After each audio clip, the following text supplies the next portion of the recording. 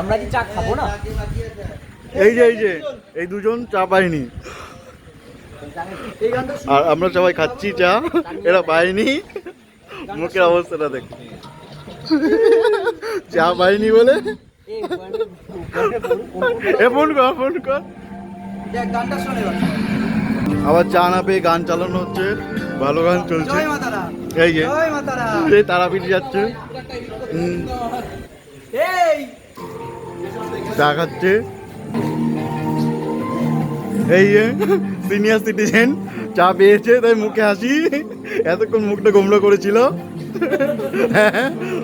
মুখে হাসিটা দেখুন একবার, চা পেয়েছে বলে।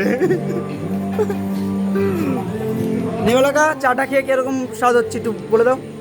চাটা কিরকম মিষ্টি? কি কিছু লাগবে? নুন কম হয়েছে?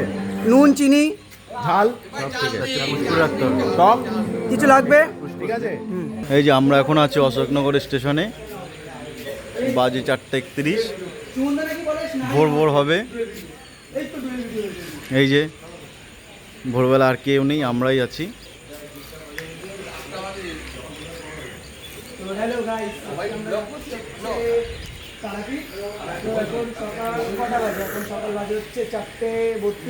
এই যে ব্লগার, এই যে আমাদের চা খাবো, চা খেয়ে তারপর যাবো। এই যে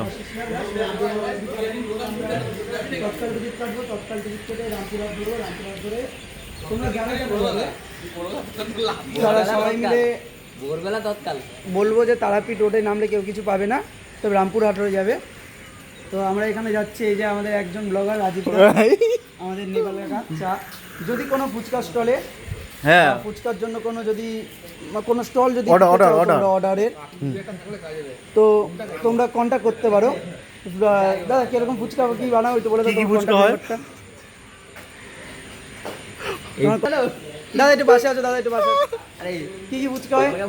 নামটা কি? গীতা বিশাল বাংলার ফুচকা হয়। আচ্ছা, আর কি হয়? ফুচকা দামি।